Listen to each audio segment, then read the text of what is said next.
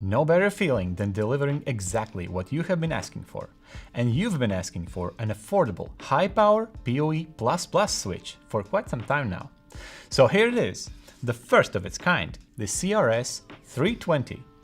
I can already see it in hotels, conference halls, offices and high-rise buildings, running all your power-hungry 4K security camera clusters, ad panels, access points and even industrial automation systems.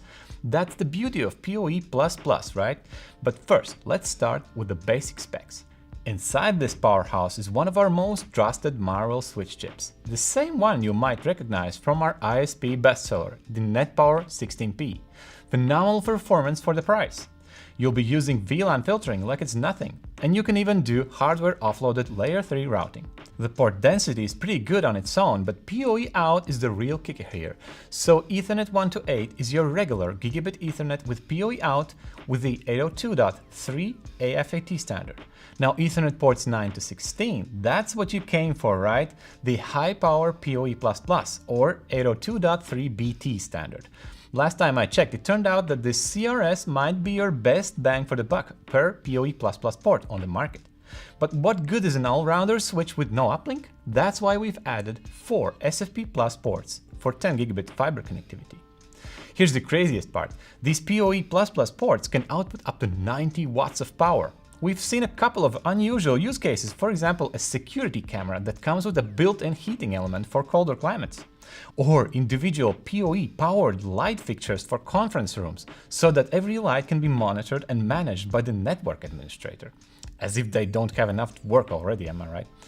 When it comes to powering other power-hungry devices, you should check the wattage and the power consumption, as there are options here. The switch comes with a solid 600 watt power supply. And we've reserved extra space for an additional PSU in case you need to raise the power output all the way to 1150 watts. Here's the extra PSU, by the way. You can order them separately, but do check the power consumption of your setup. You might not need the extra wattage after all.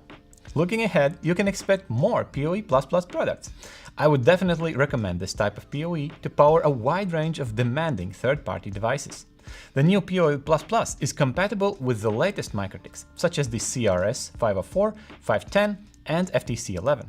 For other ATAF and passive PoE MikroTik devices, we suggest using CRS354 and CRS328 PoE switches for optimal compatibility. So there you have it, our very first high-power PoE++ switch, with the best price per BT port, a full version of RouterOS version 7, and an extra PSU expansion slot.